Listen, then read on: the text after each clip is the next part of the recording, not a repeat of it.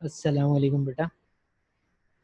अच्छा, हम लोग क्या कर रहे थे एग्जैक्टली? काइनेमेटिक्स के क्वेश्चंस काफ़ी कर लिए हमने, और बहुत सारी चीज़ें हमने कर ली काइनेमेटिक्स की। तो आई गेस मेरे ख्याल से पास पेपर्स तो अब क्लियर हो गए होंगे शायद, आई थिंक। या कोई इशू है अभी भी? तो आप पूछ सकते हैं, मुझे बताएं, मैं और पास पेपर्स करवा दूंगा।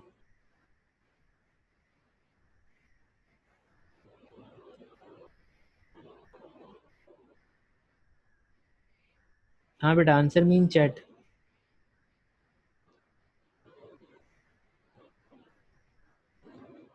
मोर पास पेपर्स टू डू?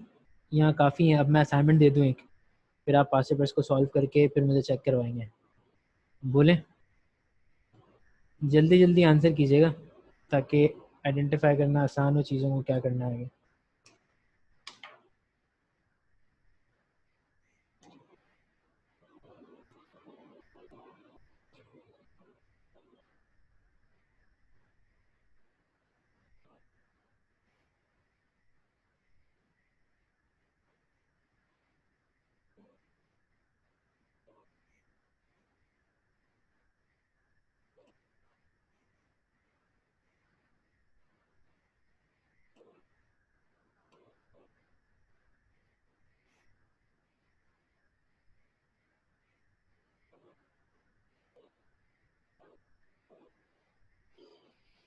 हाँ बेटा, रिप्लाई करो जल्दी से मेरी बात का। आवाज़ आ रही है आप लोगों को मेरी?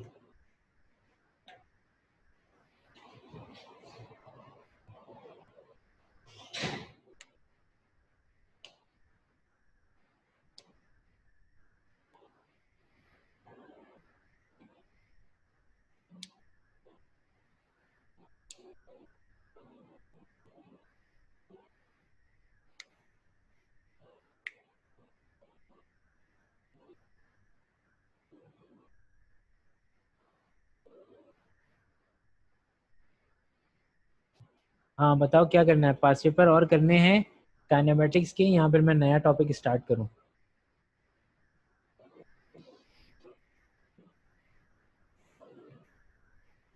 हमने कितने सवाल किए अब तक? एक, दो,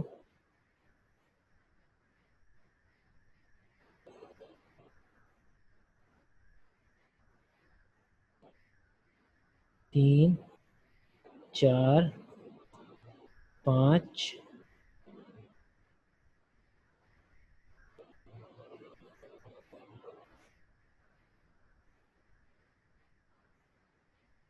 छ, सात, आठ। 8 साल कर लिए हैं। बताओ क्या करना है? पास पेपर और करने हैं काइनेमेटिक्स के, या मैं नया टॉपिक स्टार्ट कर दूँ? व्हाट डू यू गाइस से?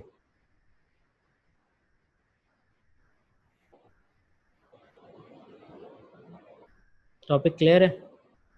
तो shall I go for the next topic?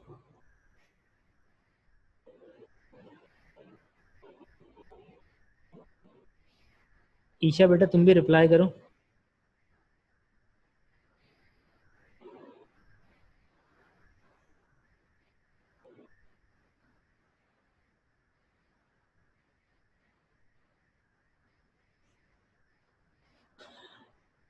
ठीक है, तो मैं नए टॉपिक की तरफ मूव कर जाता हूँ। ठीक है, यस या नो तो बोलो, नए टॉपिक की तरफ मूव करूँ?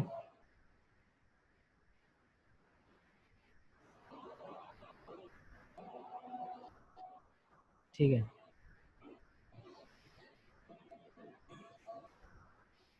अच्छा,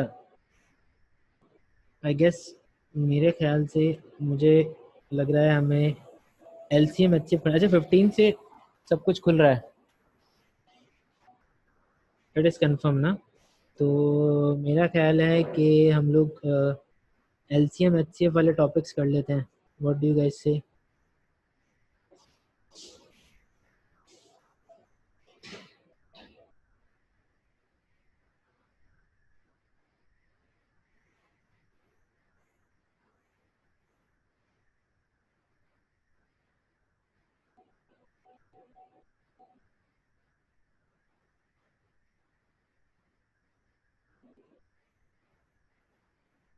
एलसीएम एचसीएफ वाले क्वेश्चन ऐसे तलाश करना बड़ा मुश्किल होगा।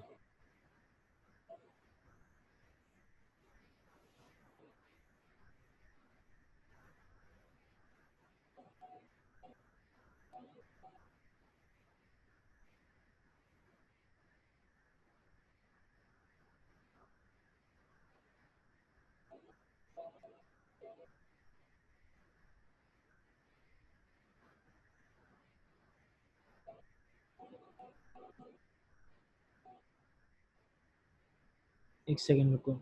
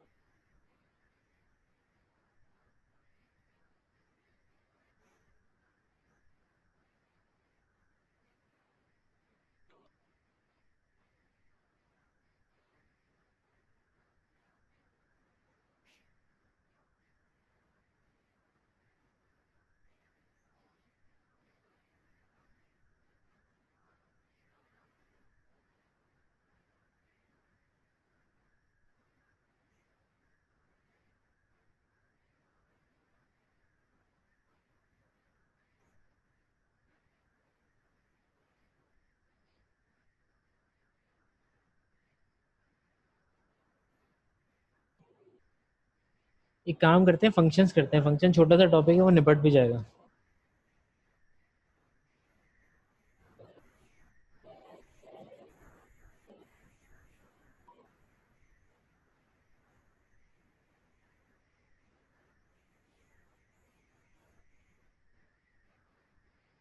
चलो एक बात बताओ,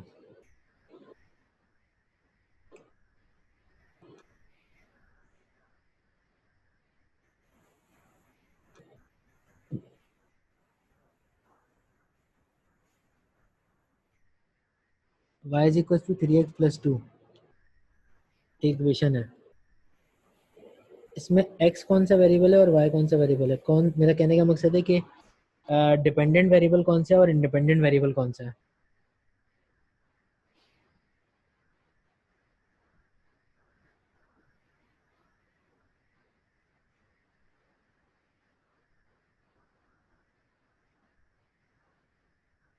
बताओ बेटा, x डिपेंडेंट है या इंडिपेंडेंट है, या y डिपेंडेंट है या इंडिपेंडेंट? चैट में लिख दो।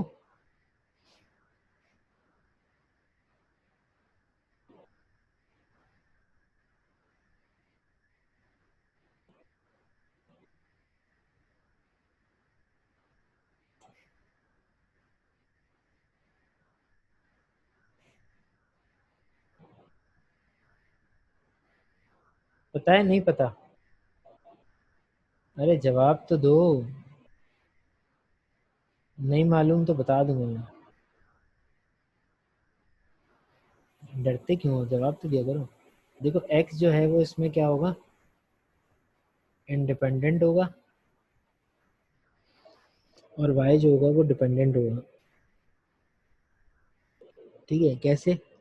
भाई देखो, अगर तुम यहाँ पर x की जगह वैल्यू, कोई सी भी वैल्यू अपनी मर्जी की पुट करो, तो तुम्हें y मिल जाएगा ना। ये हो जाएगा 3+2 5। इसी तरह से अगर तुम x की जगह पुट करो 4, तो कितना मिलेगा तुम्हें? 14। यानी कि x की वैल्यू डालने पे y निकल रहा है ना। इसका मतलब जो है y डिपेंड कर रहा है किस पे? x पे। लेकिन लेट सपोज अगर मैं आपसे ये कहूँ कि भाई y की वैल्यू डालने से भी तो x निकल आएगा ना, तो बात तो सही है। इसका मकसद ये हुआ कि अगर लेट सपोज मैं y की जगह पे 6 डाल दूँ, तो क्या होगा? 3x+2। अब मैं बोल रहा हूँ x निकालो, तो तुम निकाल लोगे, तुम बोलोगे सर ये 6 - 2 करें, डिवाइड बाय 3 कर दें, तो आपको x मिल जाएगा। तो x कितना होगा? 4/3। तो फिर तो बात ही गलत हो गई डिपेंडेंट और इंडिपेंडेंट की डेफिनेशन की। यानी कि इसका मतलब ये हुआ कि वाई पर वाई, तो अब तो ये हो गया कि एक्स डिपेंड कर रहा है वाई के ऊपर। नहीं, ऐसा नहीं होता। पता है क्यों? क्योंकि जब आपको ऐसे आइडेंटिफिकेशन होती है फंक्शन की डिपेंडेंट और इंडिपेंडेंट की कि आप एक प्लेस पे पुट करें वैल्यू और दूसरा ऑटोमेटिक कैलकुलेशन से बाहर आ जाए, आपको किसी भी चीज़ को इक्वल टू के दूसरी तरफ न ले जाना पड़े। अब देखो मिसाल के तौर पे मैंने y की जगह पे 6 रखा था, तो क्या हुआ था, मुझे हर चीज़ को x निकालने के लिए हर चीज़ को उधर ले जाना पड़ा ना। तो इसका मकसद मैंने डेफिनेशन को बर्बाद कर दिया डिपेंडेंट और इंडिपेंडेंट की। डिपेंडेंट और इंडिपेंडेंट तब पता चलता है जब कोई एक वेरिएबल सब्जेक्ट बना हुआ हो। जैसे मिसाल के तौर पे जो सब्जेक्ट बना हुआ होता है वो हमेशा डिपेंडेंट होता है। सब्जेक्ट कैसे बनता है, एक वेरिएबल इक्वल टू के दूसरी तरफ होगा और तमाम चीज़ें दूसरी साइड पर होंगी, तो वो जो एक वेरिएबल अलग लिखा हुआ है वो सब्जेक्ट कहलाएगा। समझ गया मेरी बात?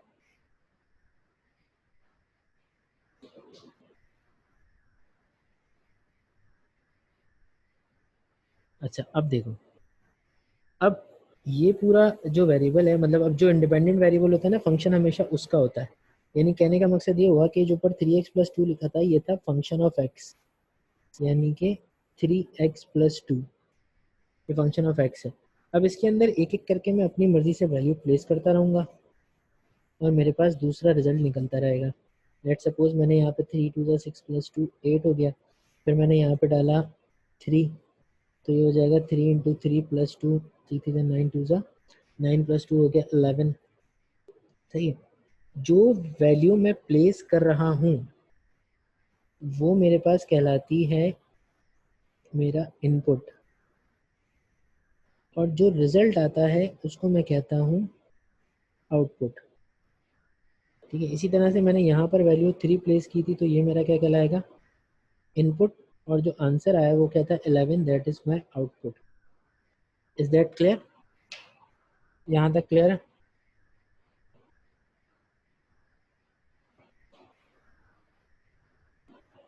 अच्छा अब देखो, अगर ये वाली बात क्लियर हो गई तो अब जरा सुनो। जो इनपुट है ना बेटा, उसका दूसरा नाम डोमेन भी हो सकता है। अगर आप इनपुट को डोमेन कहेंगे तो आउटपुट को आपको रेंज कहना पड़ेगा।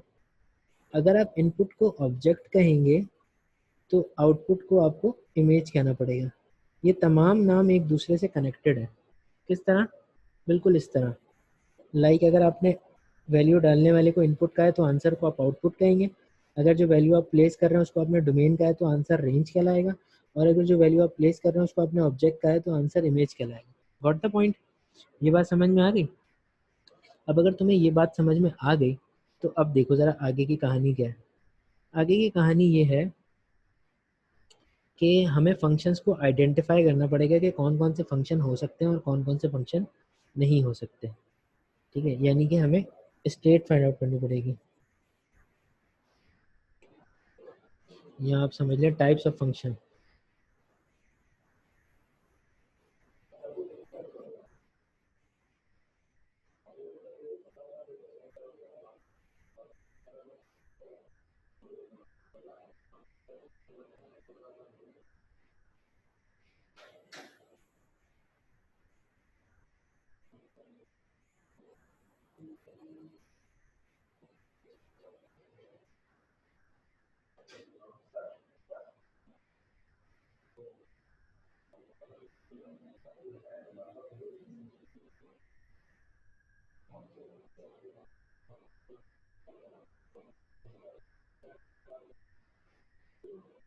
अच्छा भाई देखो, ये है तुम्हारे पास जो पहली मैंने डायग्राम बनाई है, ये टाइप नंबर 1 होगी, दूसरी तुम्हारे पास टाइप नंबर 2 होगी और तीसरी तुम्हारे पास टाइप नंबर 3 होगी। अच्छा देखो, टाइप्स ऑफ फंक्शन को समझने के लिए सबसे पहली चीज़ जो तुम्हें पता होनी चाहिए वो तुम्हें पता होनी चाहिए relationship of son and father. ठीक है, अब ये समझाता हूँ मैं किस तरह। लेट सपोज इसमें हम वैल्यू लिखते हैं 1 2 3, इसमें हम वैल्यू लिखते हैं 4 5 6। 1 2 3 4 5 6, 1 2 3 4 5 और 6। अब सुनो ज़रा, देखो बेटा ये सारे तुम्हारे जो है ना इनको तुम इनपुट कह सकते हो जो फर्स्ट में लिखे हुए हैं, और जो बाकी हैं सारे वो तुम्हारे आउटपुट हो सकते हैं। अगर तुम इसको इनपुट कह रहे हो तो इसका एक और नाम भी हो सकता है, यू नो वेरी वेल, तुम उसको डोमेन भी कह सकते हो और तुम इसको ऑब्जेक्ट भी कह सकते हो। अगर तुम इसको डोमेन या ऑब्जेक्ट बोलोगे तो आंसर जो आएगा उसे रेंज कहना होगा, या फिर क्या कहना होगा उसे, इमेज।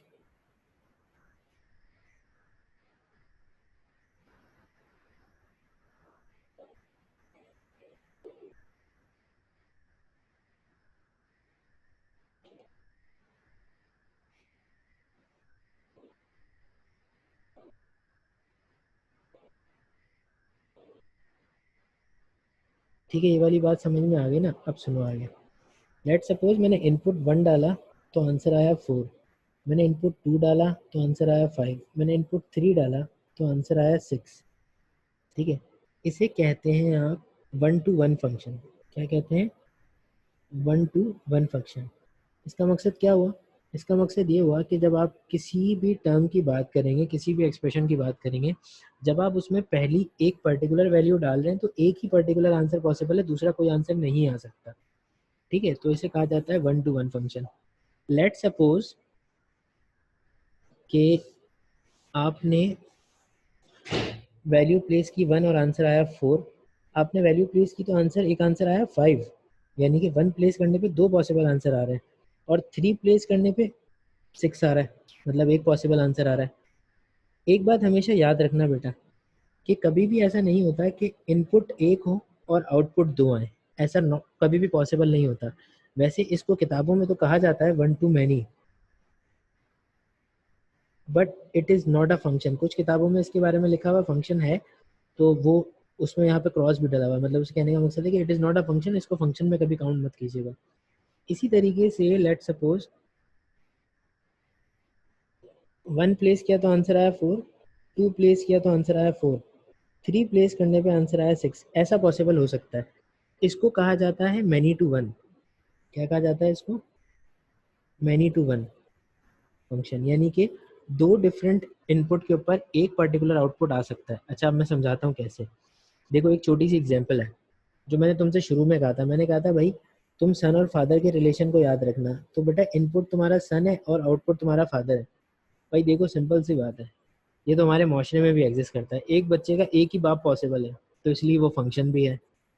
कभी ऐसा हो सकता है कि एक बच्चे के दो बाप हों, जैसे 1 प्लेस किया तो 4 5 आया, यानी कि सन एक ही है लेकिन फादर दो हैं, तो it is not possible in a relation. तो ये पॉसिबल नहीं है, तो इसका मतलब ये फंक्शन भी नहीं हो सकता।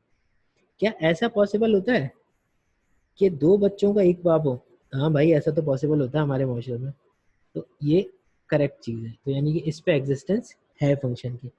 अब इसकी ग्राफिकल सिचुएशन क्या हो सकती है वो भी समझ लो। भाई ग्राफिकल सिचुएशन बड़ी सिंपल है। लेट सपोज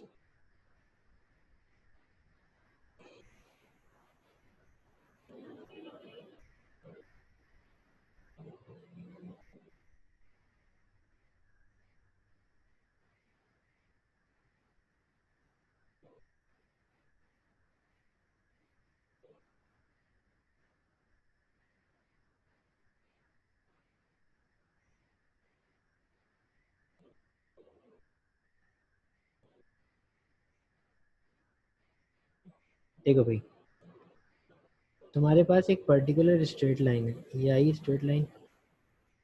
ठीक है, अब सुनना मेरी बात ज़रा गौर से। देखो, इस पूरी स्ट्रेट लाइन की अगर मैं बात करूं तो एक पर्टिकुलर एक्स के ऊपर एक ही पर्टिकुलर वाई है, और दूसरे पर्टिकुलर एक्स के ऊपर दूसरा पर्टिकुलर वाई है। सही है, यानी कि एक इनपुट देने पे एक ही पॉसिबल आउटपुट आ सकता है। ग्राफ को देख के पता चल रहा है। ठीक है, इसी तरह से कभी ऐसा फंक्शन भी हो सकता है हमारे पास जिसमें एक इनपुट पे दो आउटपुट हो, तो उसे हम कभी फंक्शन नहीं कहेंगे, उसे हम कभी फंक्शन नहीं कहेंगे। जैसे मिसाल के तौर पे मैंने ये कर्व बनाया। अब इसमें देखो, इसमें खास बात क्या है? इसके अंदर खास बात ये होगी कि लेट सपोज मैंने यहाँ पे एक लाइन ड्रॉ की स्ट्रेट, यहाँ पर तो एक्स मुझे मिल गया, लेकिन इसके सामने एक वाई मुझे यहाँ मिल रहा होगा और एक वाई मुझे यहाँ मिल रहा होगा। तो बेटा हमेशा याद रखना कि एक एक्स के ऊपर दो वाई कभी नहीं आते। ठीक है, तो it means it is not a function, ये कभी फंक्शन नहीं कहलाएगा। और इसी तरीके से लेट सपोज मैंने एक कर्व यूं करके ड्रॉ किया,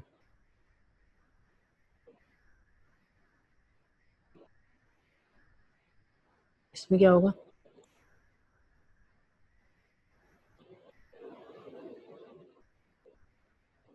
एक पर्टिकुलर एक्स यहाँ पर है, एक पर्टिकुलर एक्स यहाँ पर है, और यहाँ पे क्या है वाई, यानी कि इन दोनों एक्स के ऊपर एक ही वाई एग्जिस्ट कर रहा है, तो ये फंक्शन हो सकता है।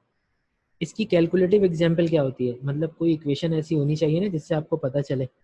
तो भाई y is equal to x square minus का 5x प्लस 6, यानी मैंने क्या बताया था आपको, मैंने आपसे कहा था कि 2x पे एक y हो सकता है।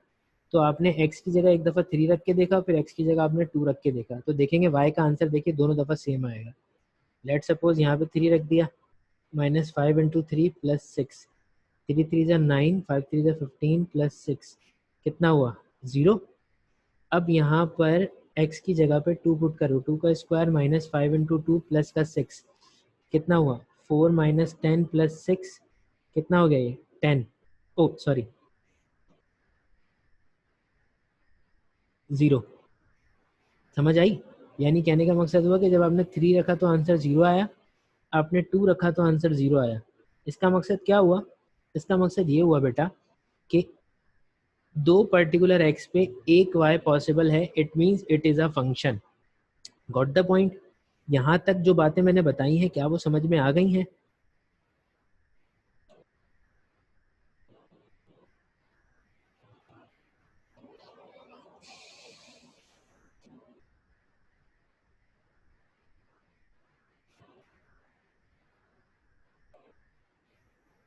ठीक है, अच्छा, अब जो चीज़ मैटर करती है इसकी वो होती है डोमेन जस्टिफिकेशन। क्या होती है domain justification? What is the meaning of domain justification? Domain justification का मतलब है कि आपको ये पता करना होता है कि x की जगह पे कौन कौन सी वैल्यूज़ को रखा जा सकता है। हर वैल्यू नहीं रख सकते आप x की जगह पे, कुछ लिमिटेड वैल्यूज़ को रख सकते हैं। जैसे मिसाल के तौर पे ऐसी वैल्यूज़ रखी जाती हैं जिनके ऊपर फंक्शन सॉल्व हो सके, ये ना हो कि कोई भी वैल्यू रख दी उठा के। अब जैसे एफ ऑफ एक्स है, मैंने लिखा 2/x-1, इसमें मुझे बताओ x की जगह क्या क्या पुट कर सकते हो तुम? हर वैल्यू पे फंक्शन सॉल्वेबल होगा। अगर तुम 0 रखोगे x की जगह पे तो -1 आ जाएगा सॉल्व करने पे। अगर तुम 5 रखोगे तो 1/4 आ जाएगा, 1/2 आ जाएगा। इसी तरह 10 रखोगे तो 2/9 आ जाएगा। यानी कि हर वैल्यू के ऊपर सॉल्यूशन तो पॉसिबल है, लेकिन एक वैल्यू ऐसी होगी जिसपे फंक्शन का सॉल्यूशन पॉसिबल नहीं होगा। ज़रा सोच के बताओ वो कौन सी है, यानी कि जिसके ऊपर फंक्शन हो जाएगा अनडिफाइंड।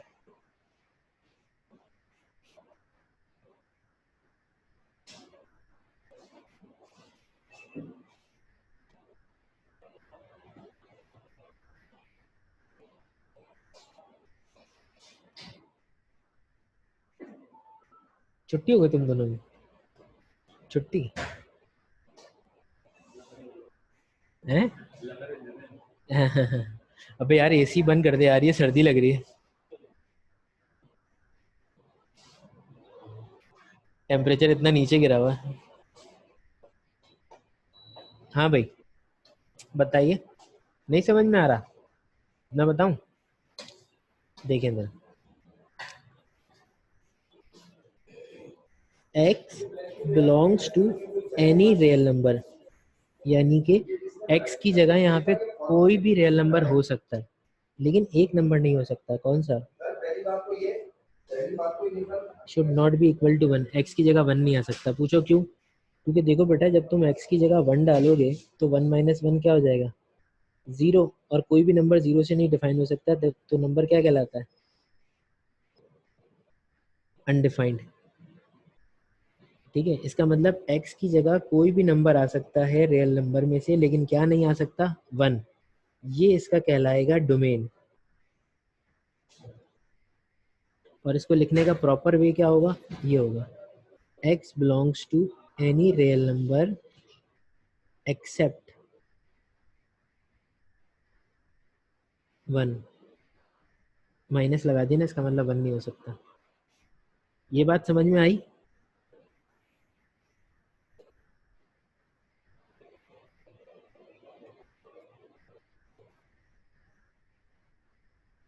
अब देखो, लेट सपोज फंक्शन में लिखा हुआ है x-3। अब बताओ डोमेन क्या होगा?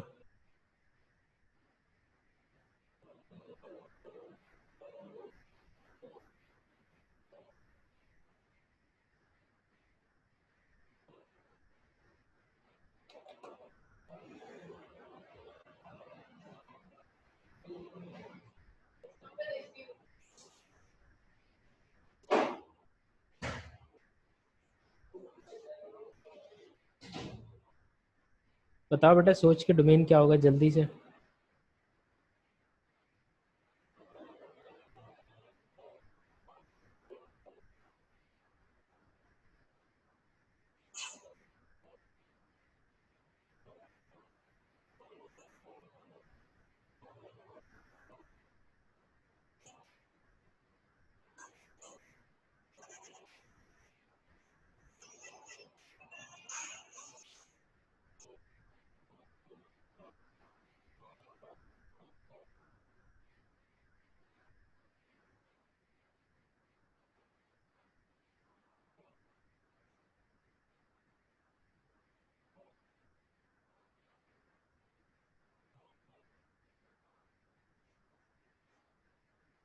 बताओ बेटा जल्दी से क्या होगा।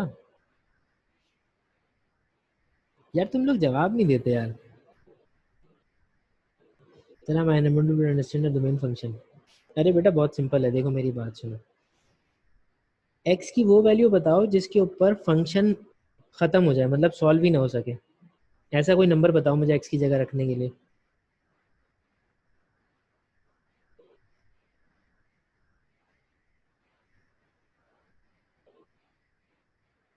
चलो मैं तुम्हें समझाता हूँ, सुनो तो। लेट सपोज तुम यहाँ पे 1 रख सकते हो ना। क्या होगा? एक्स की जगह अगर 1 प्लेस करोगे तो 1-3 इज इक्वल्स टू 3/-2 हो जाएगा। लेट सपोज अगर तुम एक्स की जगह पर 2 रखते हो तो क्या होगा? 2-3 इज इक्वल्स टू -3 हो जाएगा। ठीक है। लेट सपोज अगर तुम इसकी जगह पे 3 रखते हो तो क्या होगा? 3/3 - 3 that is equal to 3/0 which is undefined. जो दुनिया में कभी सॉल्व ही नहीं हो सकता, कोई भी नंबर 0 से डिवाइड नहीं हो सकता। ठीक है। मतलब किसी भी नंबर के नीचे 0 नहीं आ सकता, ऊपर 0 आ सकता है। लेट सपोज यहाँ पे 4 लिख दिया हमने, तो ये क्या होगा? 4-3 दैट इज इक्वल टू 3, +3 हो गया। ईशा यहाँ तक क्लियर है?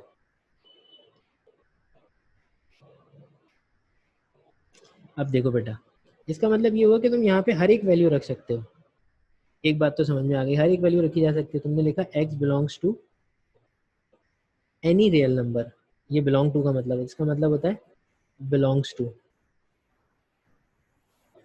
और इसका मतलब होता है रियल नंबर। यानी कि दुनिया का हर एक रियल नंबर यहाँ आ सकता है। लेकिन मुझे एक बात बताओ, यहाँ पे कौन सा नंबर नहीं आ सकता जिसके ऊपर फंक्शन खत्म हो जाएगा, यानी कि ये अनडिफाइंड है। तो ये कौन सा नंबर नहीं आ सकता कि जिसके ऊपर फंक्शन पूरा का पूरा अनडिफाइंड हो जाएगा? ऐसा कौन सा नंबर है?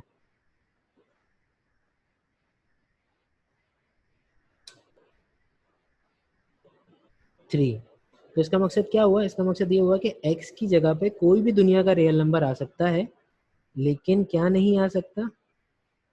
3। अब बात समझ में आई?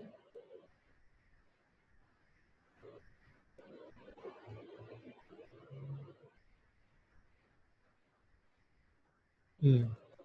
अच्छा अब देखो, एक चीज मैंने आइडेंटिफाई, तुम लोगों ने शायद आइडेंटिफाई कर ली हो। मैं कैसे पता करता हूँ अनडिफाइंड वैल्यू? मैं पता है क्या करता हूँ? मैं करता हूँ जो डिनोमिनेटर होता है ना, उसको मैं 0 के बराबर रख देता हूँ। मैंने x-1 को 0 के बराबर रख दिया, तो x की वैल्यू क्या निकली? 1। इसका मतलब मैं 1 नहीं रख सकता। देखो यहाँ पे मैंने 1 हटाया ना। इसी तरह से मैंने यहाँ पे 3 कैसे आइडेंटिफाई किया? मैंने नीचे वाला जो डिनोमिनेटर था उसको मैंने बराबर रख दिया किसके? 0 के। x की वैल्यू क्या आ गई? 3 आ गई। अब बात समझे कि यहाँ 3 नहीं रख सकता।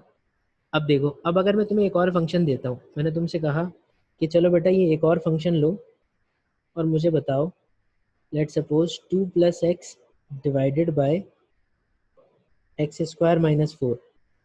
ठीक है। अब मुझे बताओ इसका डोमेन क्या हो सकता है?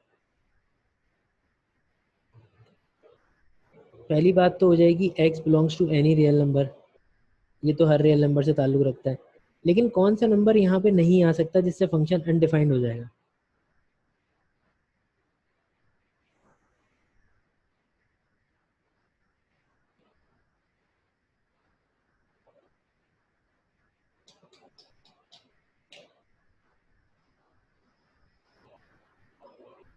बताओ सोच के। हाँ सही बोला। कांट यू से कि मैं +-2 लिखूं?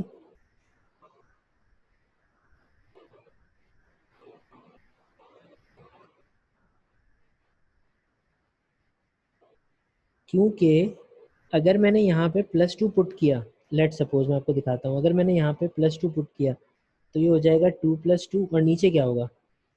2 का स्क्वायर -4, दैट बिकम्स, ऊपर तो 4 हो जाएगा, नीचे आ जाएगा 4 - 4, वो क्या होगा? 4/0, और उसका आंसर हो जाएगा अनडिफाइंड। और लेट सपोज अगर मैं यहाँ पे -2 पुट करूँगा तो क्या होगा? 2 प्लस यहाँ पे आ गया -2 डिवाइडेड बाय -2 के ऊपर स्क्वायर -4, ऊपर क्या आ रहा है उससे गर्ज नहीं होता, नीचे क्या बनता है उससे गर्ज होता है। ये हो जाएगा 4 - 4, इसका मतलब नीचे दोबारा 0 आ गया, तो इस पे भी अनडिफाइंड हो जाएगा, नीचे 0 नहीं आना चाहिए। बात समझ में आई मेरी?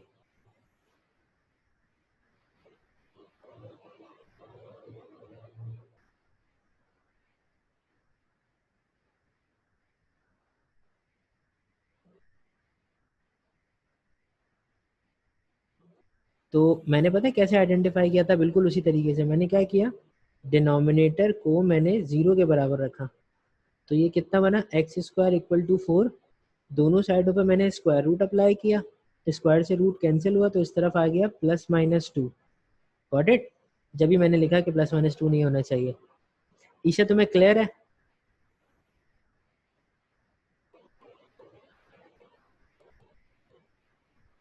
ठीक हो गया। अच्छा, कभी कभी जो होता है हमें ऐसा भी मिलता है कि हमें फंक्शन में आउटपुट दिया जाता है और हमसे इनपुट पूछा जाता है। Let suppose output is given and input is asked, यानी कि आपको फंक्शन में आउटपुट दे दिया। लेट सपोज क्वेश्चन लेते हैं, जी एक्स बराबर है मेरे पास x + 5 के। उसने मुझे कहा कि भाई जी ऑफ एक्स जो है ना वो बराबर है 0 के, आप मुझे बता दीजिए कि x की वैल्यू क्या होगी।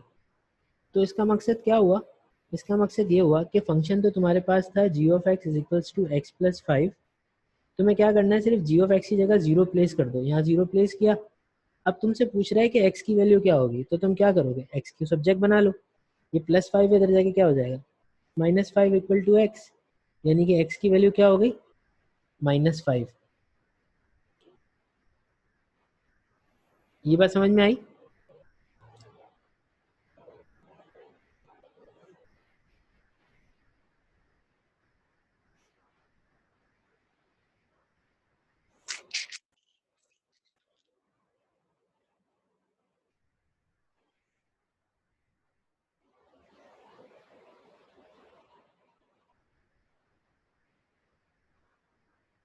ये वाली बात समझ में आई?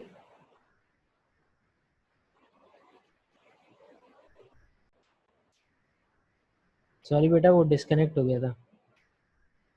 मैंने जो लास्ट में अभी समझाया आपको, ये वाली बात आपको समझ में आई?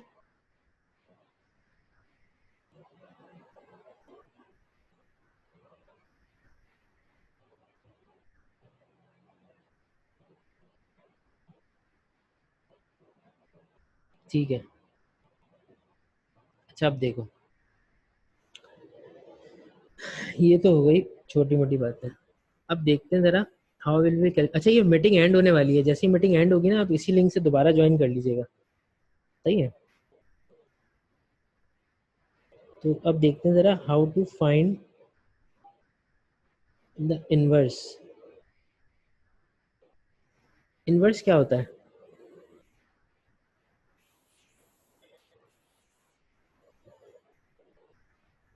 फंक्शन को रिफ्लेक्ट करने को इनवर्स कहते हैं। कैसे? लेट सपोज एक फंक्शन है में लिखा हुआ है 3x + 5। मैं जानना चाहता हूँ इसका इन्वर्स कैसे निकलेगा। तो इन्वर्स निकालने का तरीकेकार क्या होता है? आप क्या करते हो, पहले f(x) की जगह आप प्लेस करते हो y को 3x + 5। अब आप क्या करते हो, अब आप x को सब्जेक्ट बनाते हो, make x a subject. x को आप सब्जेक्ट बनाओगे तो सब्जेक्ट कैसे बनेगा, y - 5 = 3x। 3 इधर मल्टीप्लाई, उधर आके क्या होगा, divide, y - 5 divided by 3। x कितना हो गया, y - 5/3। अच्छा, एक तो ये बात हो गई, ये वाली बात आई होप क्लियर हो गई होगी आपको। अब सुनो अगली बात। अगली बात क्या है, अब आप x की जगह प्लेस करोगे क्या, f इनवर्स ऑफ x, और y की जगह प्लेस करोगे क्या, x। तो जब आप इस फंक्शन के अंदर ये दोनों चीज़ें प्लेस करोगे, यानी कि x की जगह आप लिखोगे f इनवर्स ऑफ x और y की जगह प्लेस करोगे आप x, तो फंक्शन ऐसा बन जाएगा। ये हो गया इनवर्स ऑफ अ फंक्शन। हाँ भाई, क्लियर है?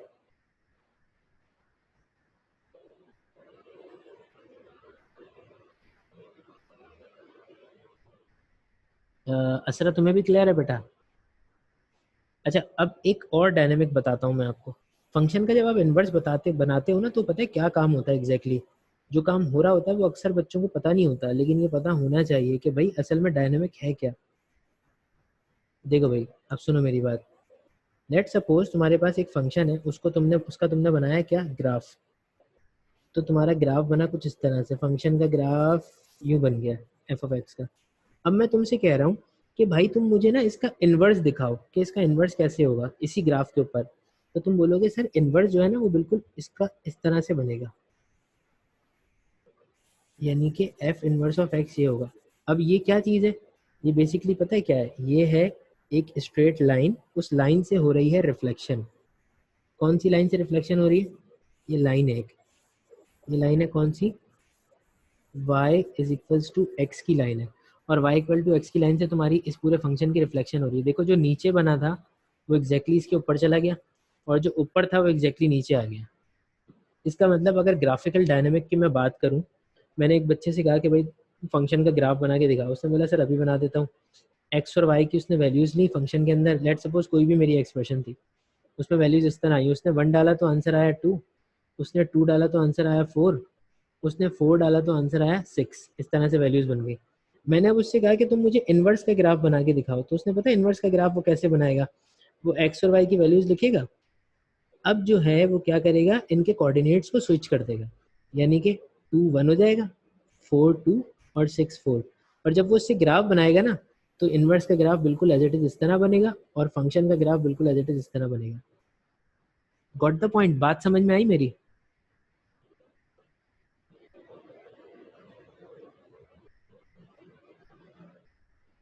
इसका मतलब क्या हुआ, इसका मतलब अगर आपसे कभी कोई पूछे कि बेटा इन्वर्स की डेफिनेशन क्या होती है, तो what you are going to say, you are going to say this, we shift, sorry, we changes x from y, यानी